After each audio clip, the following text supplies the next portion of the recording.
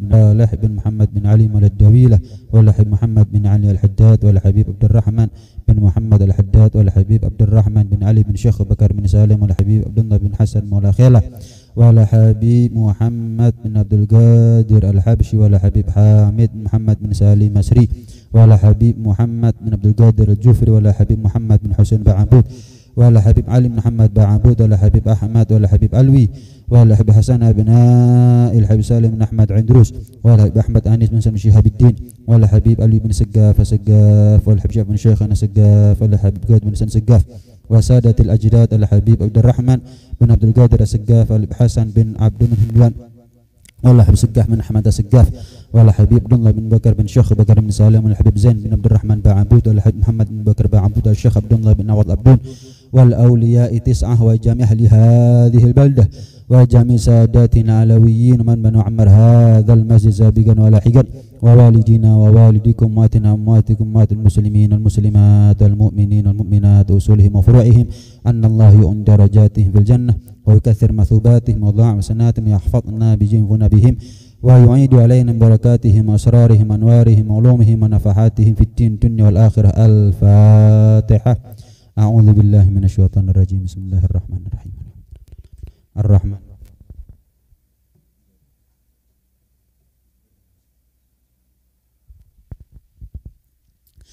بسم الله الرحمن الرحيم.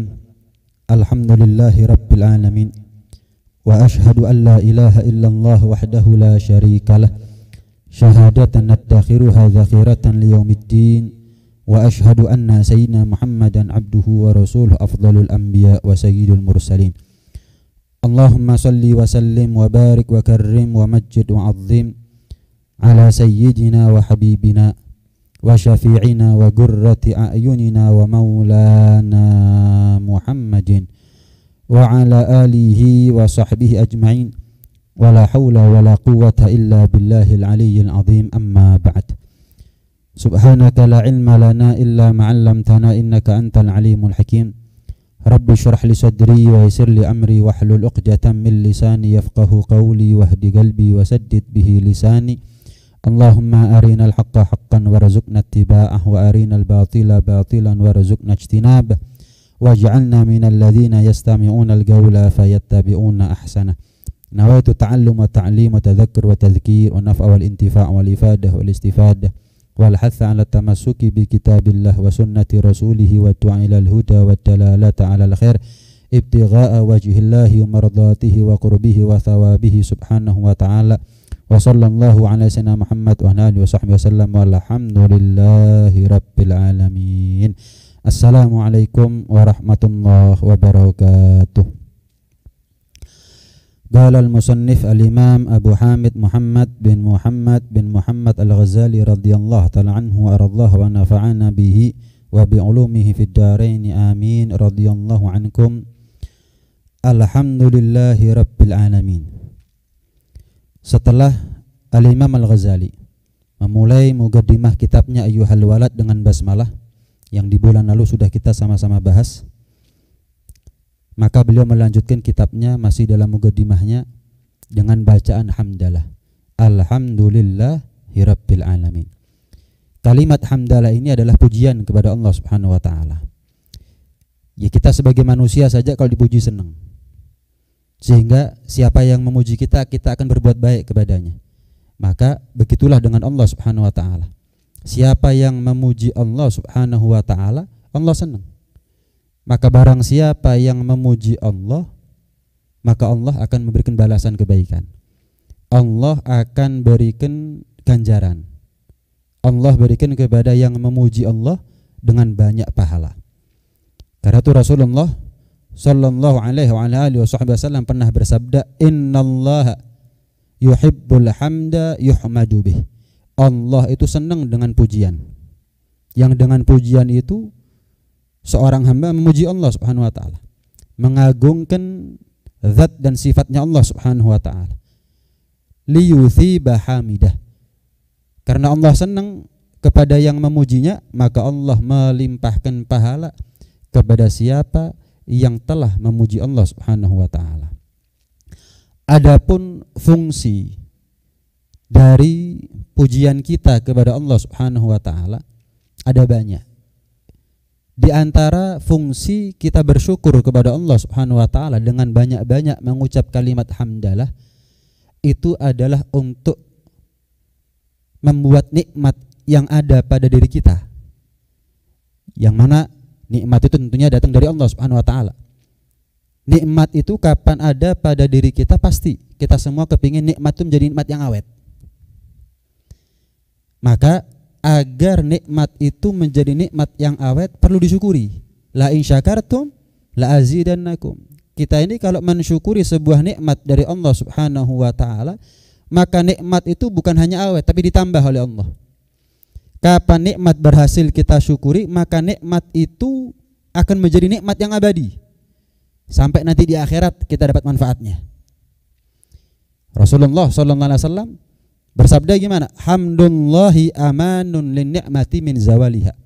Memuji Allah Subhanahu wa taala adalah cara buat kita untuk merawat, mengamankan, melindungi, memproteksi nikmat Allah biar enggak hilang.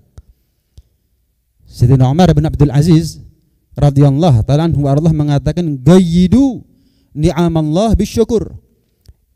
Ikatlah nikmat-nikmatnya Allah itu dengan bersyukur kepada Allah Subhanahu wa taala. Bisa kita bayangkan kalau kita baik sama orang tapi orang itu enggak tahu terima kasih kepada kita. Kira-kira kita tetap baik sama dia? Pedot.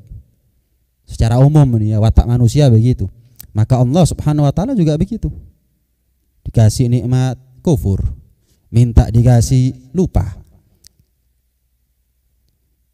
Apa nikmat yang sudah Allah berikan kepada dia disalahgunakan, nggak disyukuri. Bahkan kalimat hamdalah aja nggak terucap dari lisannya.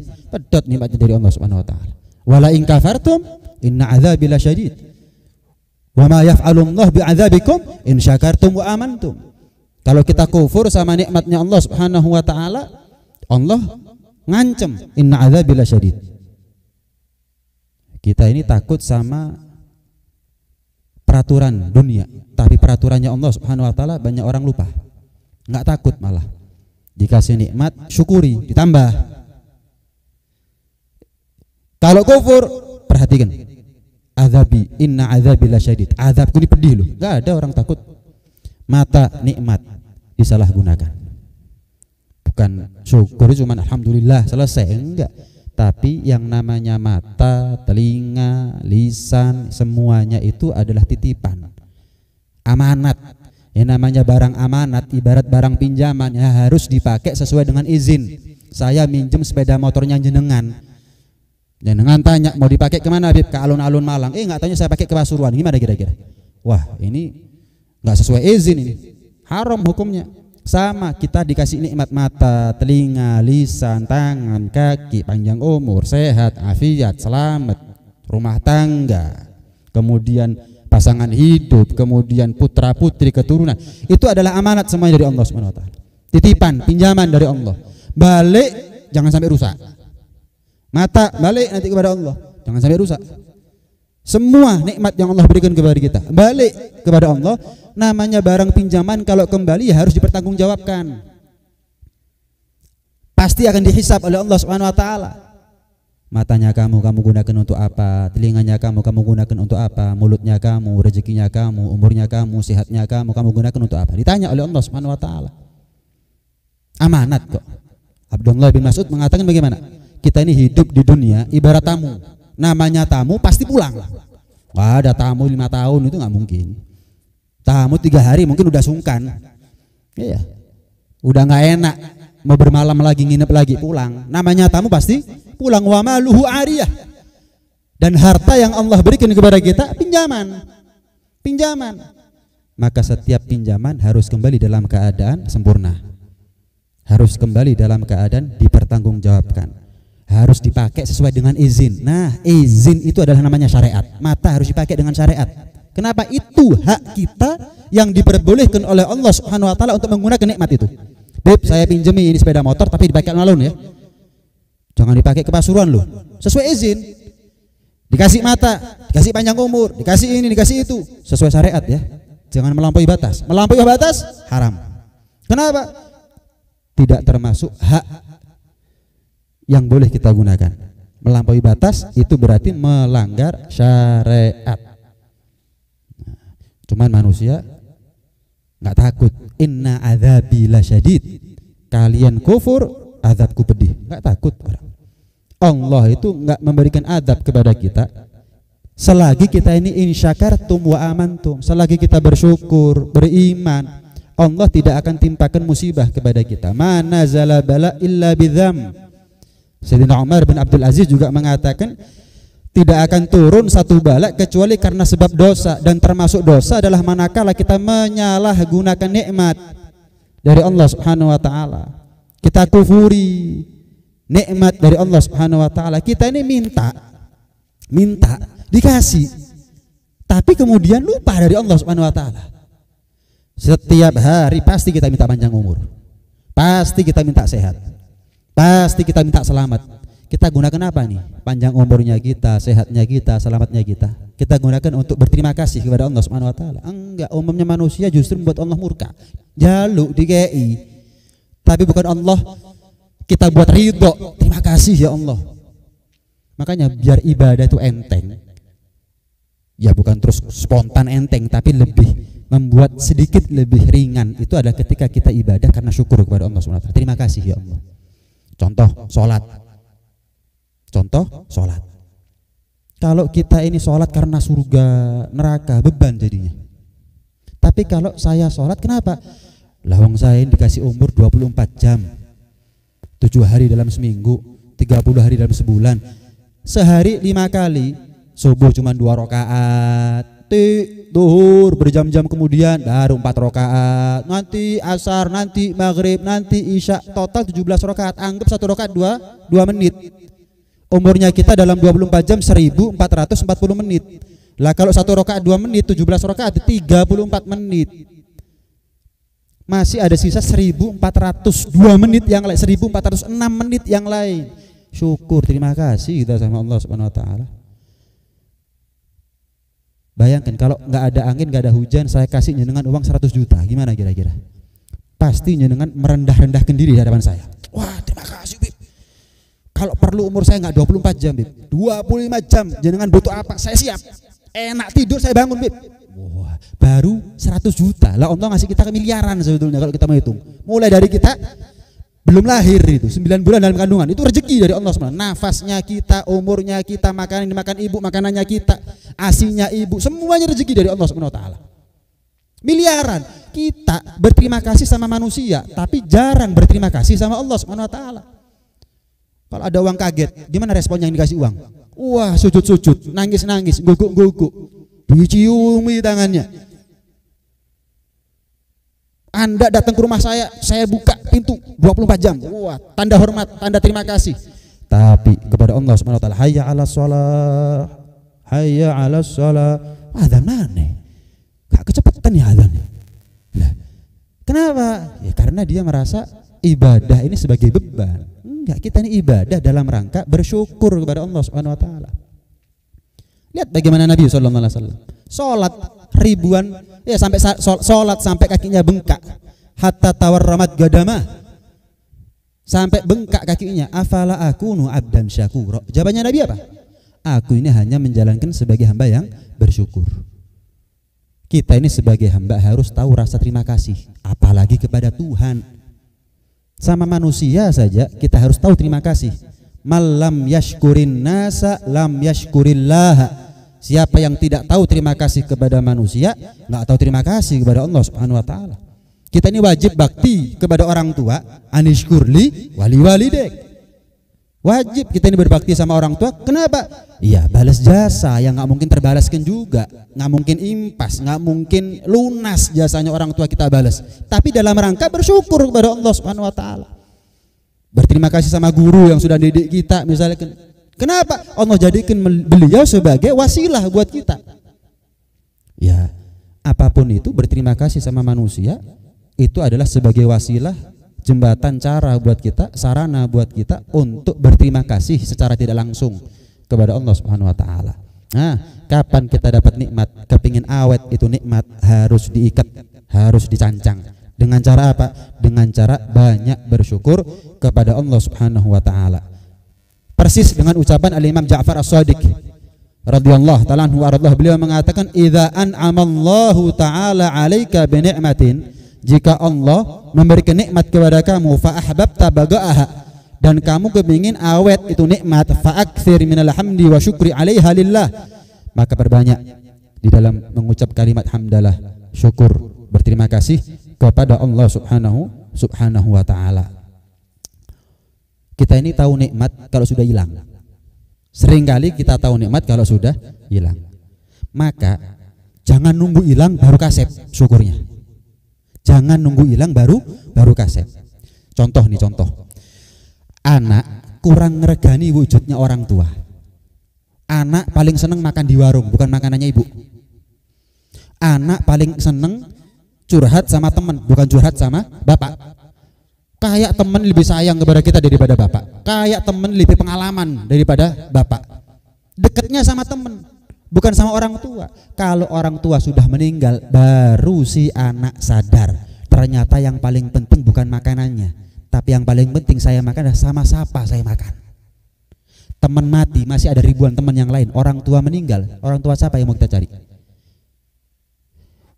Sudah meninggal orang tuanya, kasep, ya Allah, saya ternyata selama ini sudah menyia-nyiakan kebersamaan saya sama orang tua. Kita ini kalau curhat sama teman, kapan kita baik, dijaga rahasia kita. Tapi sekali kita ngelarani hatinya teman, dibongkar aibnya kita sama teman. Malah kadang-kadang dilebih-lebihkan, difitnah kita dan seterusnya. Tapi kalau orang tua, nggak ada orang tua yang tega membongkar aib anaknya sendiri. Kenapa? Aibnya anak, aibnya dia. Malunya anak, malunya orang tua. Ya ini, nikmat kalau sudah hilang baru sadar kita. Nah, jangan nunggu nikmat itu hilang baru kita sadar. Gampangnya begini. Kalau kita ingin tahu betapa mahalnya nikmat mata, kita kepingin tahu betapa mahalnya nikmat mata, mulai sekarang, iya, nanti ini pulang habis isya, dari sini ke rumah merem. Kira-kira gimana? Tambah cepat apa tambah lama pulangnya nyampe rumah? Kira-kira selamat atau resiko fatal kira-kira? Oh, melek aja kadang-kadang resiko kok, merem lagi. Melek aja kadang-kadang nyasar, merem lagi. Kita dikasih nikmat mata oleh Allah Subhanahu wa taala, pernah kita regani, pernah kita hargai nih. Kita ada di perempatan nih, nggak usah noleh kanan kiri, kita tahu dari arah kanan dan kiri akan datang kendaraan, walaupun kita nggak noleh. Kenapa? Dua mata berfungsi. Coba sekali-kali kita tutup nih mata sebelah kiri misalnya, kita nggak akan tahu arah kendaraan datang dari sebelah kiri kecuali kita noleh. Coba dibuka, kelihatan nikmat dari Allah Subhanahu wa taala. Yang nikmat mata ini saja, sholat saking banyaknya sholat sampai bungkuk kalau perlu kita, sujud sampai rengat baduknya kita, belum mampu untuk mengimbangi, menandingi daripada nikmat satu bola mata. Sebagaimana kisah yang masyhur, dihisab seorang hamba, banyak memang ibadahnya. Kenapa? Taat 500 tahun, Bani Israel, umurnya panjang, 500 tahun taat kepada Allah Subhanahu wa taala. Bergunung-gunung apa namanya pahalanya. Maka Allah mengatakan, wahai fulan, masuklah kamu, udkhulil jannata birahmati, masuklah kamu pantas masuk surga karena sebab rahmatku, karena sebab kasih sayangku. Tanya ini hamba, ya Allah, saya ini ibadah kepadamu 500 tahun, lah ke ujung-ujungnya bahasa orang Jawa gledek masuk surga hanya karena rahmat. Mana nilai daripada pahalanya saya? 500 tahun loh ya Allah. Oh, Allah nggak ngajak perhitungan, dia ngajak perhitungan. Balik malaikat bawa sini, dikasih enteng, jaluk perhitungan, ayo dihitung. Nganggep gede nilai amalnya, karui, ayo balik, timbang. Satu nikmat biji bola mata ditaruh timbangan yang lain, itu yang namanya gunung pahala semburan. Kenapa? Anjlok. Taruh gunung pahala, taruh timbangan yang sebelah sisinya, satu lagi, saking anjloknya semburat nih, masuk neraka. Singkat cerita, dia mohon maaf kepada Allah karena sudah melancangi karepnya Allah Subhanahu wa taala, minta masuk surga karena amalnya. 500 tahun satu biji bola mata belum cukup. Umurnya kita nggak mungkin secara umum 500 tahun, 100 tahun aja Allah. Nah, mau dengan umurnya 500 tahun? Enggak sanggup. Dalam Al-Quran Allah berfirman bagaimana? Wa in ta'uddu ni'matallahi la tuhsuha. Kita ini kalau mau ngitung nikmatnya Allah, habis umurnya kita, belum habis nikmat Allah kita hitung. Saking akeh. Banyak nikmatnya Allah. Saya mau tanya, antara nikmat sama ujiannya Allah, yang lebih banyak yang mana? Lebih banyak mana? Nikmat. Tapi sayang, manusia yang cekat adalah ujiannya Allah. Baru dikasih ujian sambat dok, kayak nggak pernah nikmat hidupnya. Kita dikasih nikmat banyak, dikasih ujian sakit belum tentu seminggu sekali, padahal full 7 hari kita ini maksiat kepada Allah Subhanahu wa taala. Nggak dikasih ujian, sekalinya ujian, musibah. Ya, kalau nggak ngelunturkan dosanya, ngangkat derajatnya. Itu pun sambat, kayak Allah nggak pernah ngasih nikmat sama dia. Kita ini kalau mau ngitung nikmatnya Allah, nggak mungkin sudah. La tuhsuha, nggak mungkin sudah. Wa ma bikum min ni'matin fa minallah. Semua nikmat dari Allah. Apa yang kita punya, sebutkan satu yang bukan dari Allah. Saya punya sesuatu yang ini saya dapat bukan dari Allah. Ketemu kira-kira jawabannya. Semua nikmat dari Allah. Tapi ada nikmat yang kita tahu, ada nikmat yang kita nggak tahu. Kenapa? La tuhsuha. Ada yang berhasil kita hitung, ada yang kita sadari kalau itu adalah nikmat. Tapi banyak, lebih banyak nikmat yang kita nggak sadar kalau itu hakikatnya adalah nikmat dari Allah Subhanahu wa taala. Kenapa? Wa asa an takrahu syai'an wa huwa khairul lakum. Ada kalanya takdir buruk versinya kita wa huwa khairul lakum. Baik buat kamu. Berarti kan nikmat. Takdir itu ada dua. Ada baik, ada buruk. Tapi setiap takdir pasti membuahkan hikmah. Lah kalau sudah hikmah nggak ada yang buruk. Pasti baik. Kalau buruk namanya bukan hikmah. Karena tuh para aulia, orang-orang soleh itu setiap menerima takdir dari Allah, yang dilihat bukan takdirnya, yang dilihat adalah hikmahnya.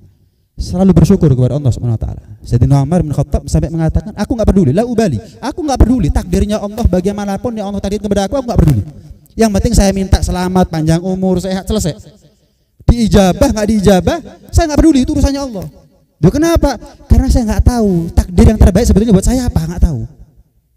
Buat apa saya ngurusi yang sudah diurusi sama Allah Subhanahu wa taala? Kalau kita punya pekerjaan dilancangi orang gimana? Sama. Takdir baik buruk itu urusannya Allah, jangan dilancangi. Kita minta apa yang baik versinya kita, wajar, manusiawi. Tapi kapan tidak diijabah oleh Allah Subhanahu wa taala, ojo protes. Kenapa? Mungkin dari yang tidak baik itu hikmahnya baik. Lihat Sayyidina Umar bagaimana? Aku minta apa yang terbaik, tapi takdirnya bagaimana terserah Allah. Itu urusannya Allah. Saya bukan siapa-siapa. Dan takdir apapun yang Allah berlakukan kepada saya, kata Sayyidina Umar, aku terima. Kenapa? Aku nggak tahu. Mungkin takdir baik tapi ternyata buruk. Mungkin takdir buruk tapi ternyata baik. Aku nggak tahu yang mana. Tak terima aja kabeh wis. Tak terima kabeh. Tak syukuri kabeh. Paham ya? Jadi ada nikmat yang kita sadar, ada nikmat yang enggak kita sadari. Bahkan lebih banyak nikmat yang tidak kita sadari. Pertanyaannya sekarang, lah gimana caranya kita bersyukur kepada Allah Subhanahu wa taala? Nikmat yang kita sadar kadang-kadang lupa, lalai kita untuk mensyukurinya. Apalagi nikmat yang kita nggak mengetahuinya kalau itu adalah nikmat. Oh, tambah banyak lagi. Terus kapan kita ini bisa mensyukuri nikmatnya Allah Subhanahu wa taala? Ada dua amalan. Ada dua bacaan yang kalau kita baca kita telah melakukan satu hal dalam rangka bersyukur kepada Allah dengan paling afdolnya mahamid, dengan paling afdolnya kalimat hamdalah. Dalam sebuah tafsir, Nabi Adam itu ketika turun di atas dunia, kan dulu ketika hidup di surga kepingin apa, melek ada ya, hidup di surga. Tapi begitu turun di atas dunia, ya kalau kepingin makan ya harus nandur mulai dari awal itu. Kepingin punya rumah ya harus bangun dari awal, butuh proses, butuh waktu yang tentu sedikit banyak memakan usianya Nabi Adam. Beda di surga, kalau di surga full ibadah sama Allah Subhanahu wa taala. Tapi begitu turun di atas dunia, sibuk dengan urusan dunia, urusan perut, urusan nafkah dan seterusnya. Waduh, waktu saya untuk ibadah kepada Allah berkurang. Maka munajat Nabi Adam kepada Allah Subhanahu wa taala, ya Rabb, syaghaltani bikasbiyadi. Ya Allah, engkau telah membuat aku sibuk dengan pekerjaan tanganku. Ya nandur, kasih nafkah, bangun rumah dan seterusnya. Fa'alimni syai'an fihi majami'ul hamd wa tasbih. Maka ajarkan kepadaku ya Rabb satu amalan, yang amalan itu kalau aku baca, aku amalkan, terkandung di dalamnya semua kalimat hamd, kalimat tahmid, kalimat pujian, pengagungan kepada Zat-Mu ya Allah. Wa tasbih, kalimat-kalimat yang terkumpul semua di dalamnya kalimat-kalimat penyucian, pengagungan kepada Zat-Mu ya Allah. Ya Adam, idza asbahta faqul thalathan wa idza amsayta faqul thalathan. Adam, kalau pagi baca 3 kali, kalau sore baca 3 kali. Apa itu? Gampang. Alhamdulillahi rabbil alamin hamdan yuwafi ni'amahu wa yukafi'u mazidah. Hafal kan? Tinggal ngamalno. 3 kali pagi, 3 kali sore. Fuqaha, ahli fikih itu sampai berfatwa, kalau ada orang nazar, demi Allah kalau tahun ini saya ketemu jodoh kawin, demi Allah kalau tahun ini sampai saya punya anak, demi Allah kalau sampai tahun ini saya bisa beli kendaraan, beli mobil, beli rumah, nazar, demi Allah saya sumpah atas nama Allah, saya akan memuji Allah dengan paling afdolnya pujian. Maka nazar ini tidak bisa lunas kecuali dengan baca alhamdulillahi rabbil alamin hamdan yuwafi ni'amahu wa yukafi'u mazidah. Ini amalan yang pertama. Al-Imam Ibn Hajar Al-Haytami radhiyallahu ta'ala anhu ardah mengatakan, meriwayatkan satu hadis, satu riwayat, bahwa barang siapa jika seorang hamba, saya artikan langsung aja, idza qalal abdu, jika seorang hamba ngucap ya Rabbana lakal hamdu kama yanbaghi li jalali wajhika wa 'azimi sultanik, maka 2 malaikat Allah utus untuk nyatet pahala bacaan tersebut.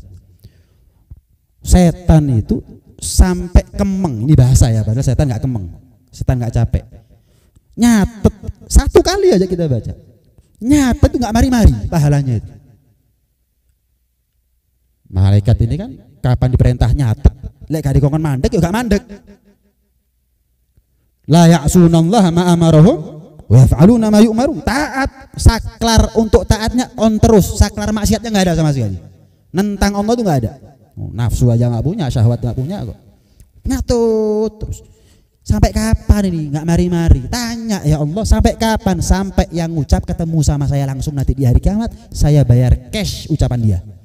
Catatan terus, pisan. Ping pindho, ping telu, ping papat.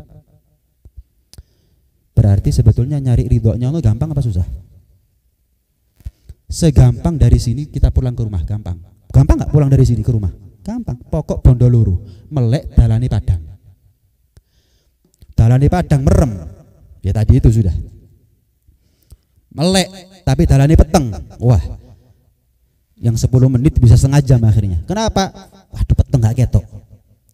Sama, kita pulang ke surga, pokok melek hatinya, bukan matanya. Karena nanti di akhirat yauma la yanfa'u malun wala banun illa man atallaha biqalbin salim. Hati selamat itu yang menentukan selamatnya kita nanti ada di akhirat. Melek hatinya, padang dalani al ilmu nurun. Ya duduknya sekarang ini kita. Duduknya kita sekarang ini dalam rangka madangi dalan menuju surga. Ini sudah. Ternyata cari ridhonya Allah itu gampang.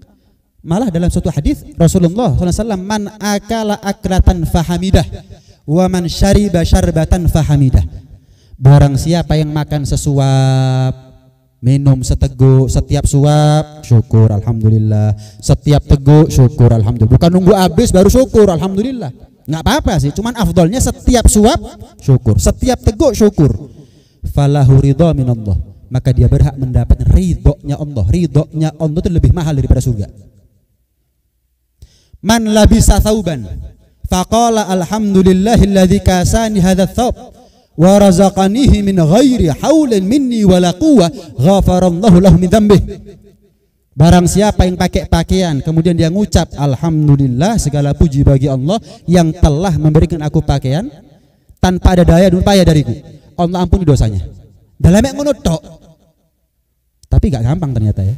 Buktinya enggak semuanya kita ngamalkan ini. Setiap suap alhamdulillah, setiap teguk alhamdulillah, belum tentu. Kadang-kadang mangan gelegek entok kok. Iya, alhamdulillah belas enggak ada. Kita ini perlu syukur, kalau dikasih tegang dulu masalahnya.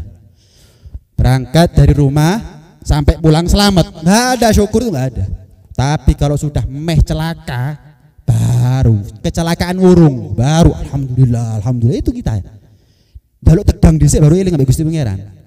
Lah kita ini mintanya, kepinginnya dikasih tegang baru syukur, apa dikasih nikmat terus, enteng terus, lancar terus baru syukur? Karena itu banyak syukur biar enteng lancar urusannya kita. Jangan lupa syukur akhirnya dikasih tegang baru syukur kita. Rugi kita kalau seperti itu. Nah, amalkan dua amalan ini. Dengan begitu insya Allah kita termasuk tercatat di antara mereka yang disifatkan oleh Allah dalam Al-Quran, wa qalilum min ibadiyasy syakur. Sedikit daripada hambaku yang bisa bersyukur, tahu rasa terima kasih kepada Tuhannya, kepada Allah subhanahu wa ta'ala.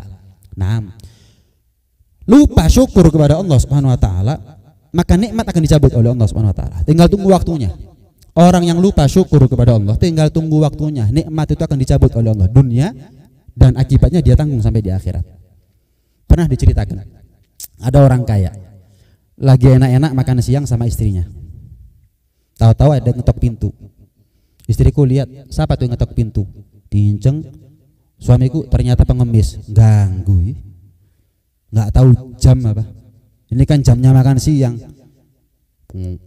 Buka, ngamuk-ngamuk. Kamu ini ngemis, nggak tahu jam. Ini kan jamnya makan siang. Rusuh, mambu, hilang selera kalau seperti ini. Waduh, gak ada duit. Wa ammasaila falatanhar. Wah, pulang. Ini si fakir nih pulang. Ana endal munkasarati qulubuhum. Aku Allah bersama mereka yang pecah. Aku bersama mereka yang pecah hatinya. Pecah hatinya. Pecah hatinya. Enggak doakan jelek ini orang. Si fakir enggak mendoakan mudah-mudahan bisnisnya kolaps. Enggak. Tapi Allah yang enggak terima. Allah yang enggak terima.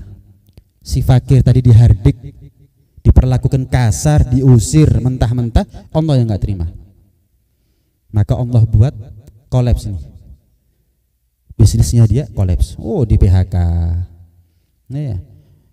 Beban hutang mulai banyak, sampai si istri yang sudah biasa hidup enak, tahu-tahu melarat dadak, rumah disita, ini disita, itu disita, jaluk pegat, cerai.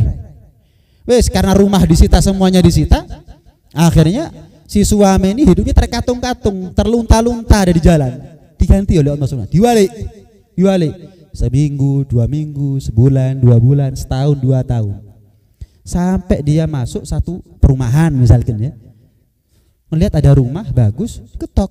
Siang-siang, kebetulan yang punya rumah lagi makan sama istrinya. Dek, kok ada yang ketuk pintu? Siapa itu? Coba lihat. Lihat. Anu Mas, sepertinya orang minta-minta. Usahakan nih, kita enak-enak makan, siap-siap. Dia bingung makan apa? Kita makanan siap, dia bingung makan apa. Bilang suruh tunggu. Ini ayam, ini empal, ini rawon, ini soto, ini nasi, bungkus, kasih dia. Bungkus. Ketika istri mau ngasih kepada si fakir tadi itu, yang dibalik nasibnya oleh Allah Subhanahu wa taala, yang tadinya kaya sekarang hidupnya di jalan. Ketika mau ngasih, istrinya nangis. Kok nggak balik-balik, katanya suami. Istri ngapain? Dilihat nangis. Kenapa istriku? Enggak Mas, ini dulu suami saya.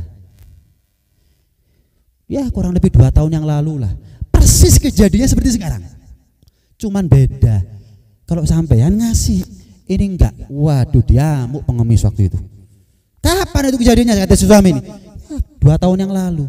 Oh iya, itu kejadian di perumahan ini ya, blok ini ya, rumahnya warnanya begini begitu. Oh jangget, mau diusir. Eling. Iya, kok tahu Mas? Yang ngemis waktu itu 2 tahun yang lalu yang diusir sama suamimu ini dulunya aku. Jadi bukan hanya dibalik nasibnya oleh Allah. Sing sugih dadi melarat, sing melarat dadi sugih. Sak bojone diijolno mbek Gusti Pangeran. Sak bojone dicabut kekno iki. Bayangno ta lah. Mosok cobaan. Gak dawa. Kayak sinetron cobaan. Insya Allah kenyataan kayak sinetron insya Allah. Wala in kafartum inna adzabi lasyadid wa ma yaf'alullahu bi adzabikum in syakartum amantum. Kok ayat Al-Qur'an. Saya mau tanya, Qarun nasibnya gimana? Gara-gara syukur apa gara-gara kufur? Namrud nasibnya gimana? Gara-gara syukur apa gara-gara kufur? Fir'aun gara-gara syukur. Ini bukan orang-orang susah, ini bukan orang-orang susah, orang-orang kaya, raja, punya pengaruh, punya power, syukur, gak kufur, habis, nggak ada sisa sedikit pun nilai kejayaan daripada Fir'aun, Qarun, Namrud, Kauno, nggak ada sama sekali. Siapa kita dibandingkan Fir'aun, dibandingkan Namrud, dibandingkan Qarun, terus kufur atas nikmatnya Allah Subhanahu Wa Taala. Kita ini dalam mensyukuri nikmatnya Allah Subhanahu Wa Taala kadang-kadang perlu out of the box, keluar dari zona nyaman. Gampangannya begini,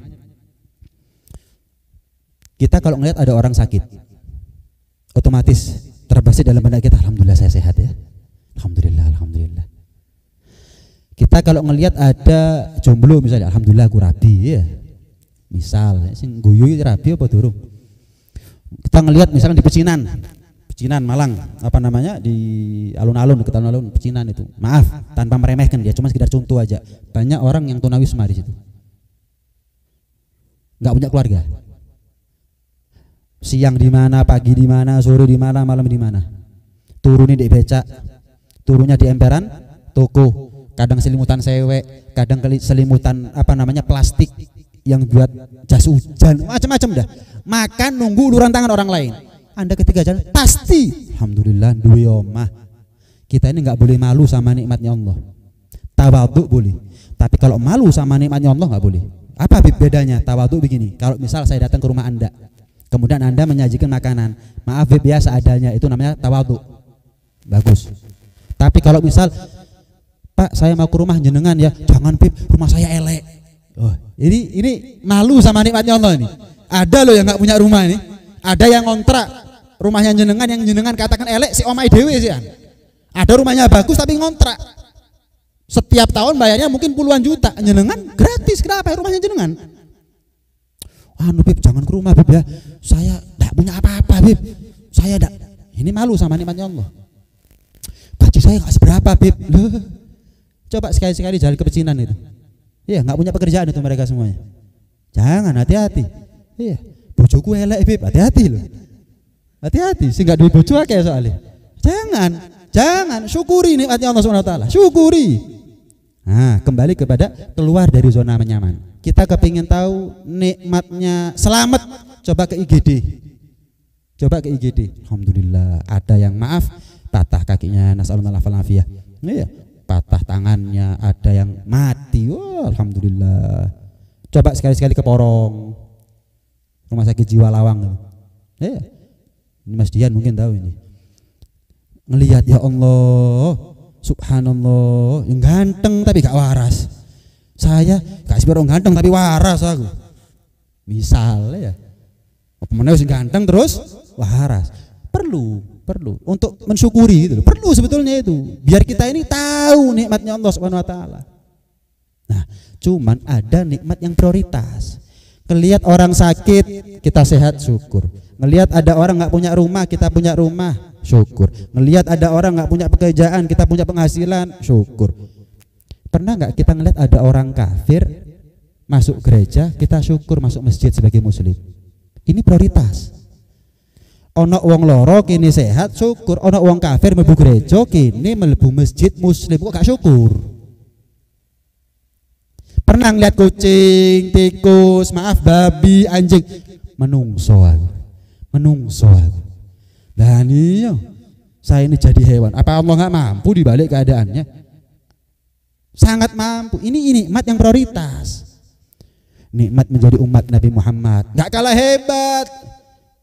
Kita ini kalau seandainya umatnya Nabi Musa saat itu, mungkin ikut Fir'aun kita. Kenapa? Yang ikut Nabi Musa itu orang-orang lemah. Fir'aun dikdaya, power, berkuasa, takut mungkin kita. Belum tentu. Nabi Nuh itu yang selamat dalam riwayat 70 sampai 80 orang. Yang naik bahteranya beliau binatang sama manusia, lebih banyak binatangnya. Lah kita di mana seandainya kita hidup zamannya Nabi Nuh, jadi umatnya Nabi Nuh? Selamat tak? Mlebu sing hitung bului. Kita jadi umatnya Nabi Ibrahim. Oh, musuhnya Namrud. Waduh, untung kita umatnya Nabi Muhammad Sallallahu alaihi wasallam. Mulai dari beliau hidup terutus sampai nanti kiamat, banyak yang selamat daripada yang enggak selamat. Banyak yang selamat daripada yang enggak selamat. Itu keistimewaan umat Nabi Muhammad SAW. Banyak nikmat yang prioritas tapi kita lupakan itu banyak.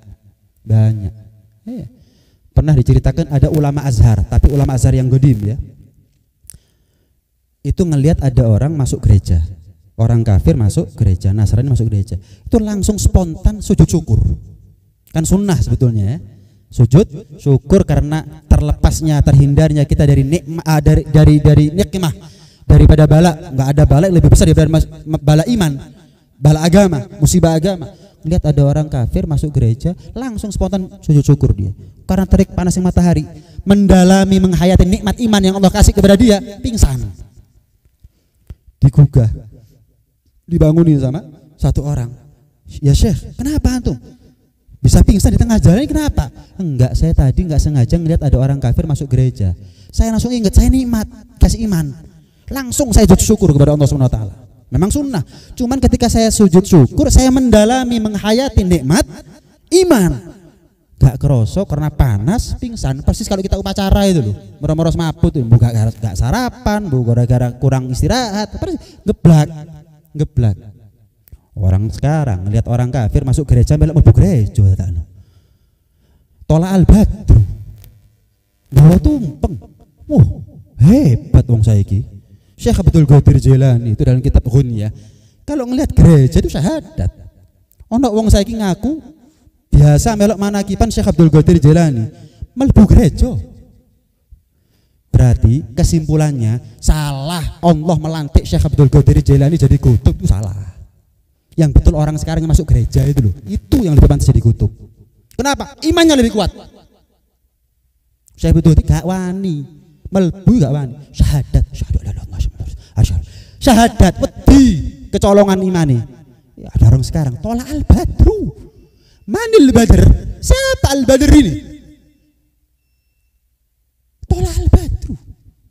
Gawok. Ya kalau ndak sadar kadang dibayar piro sih ngomong. Coba gratis gelem kira-kira. Wis nyerempet murtad, belani dunyo. Hati-hati lho. Cok melok-melok.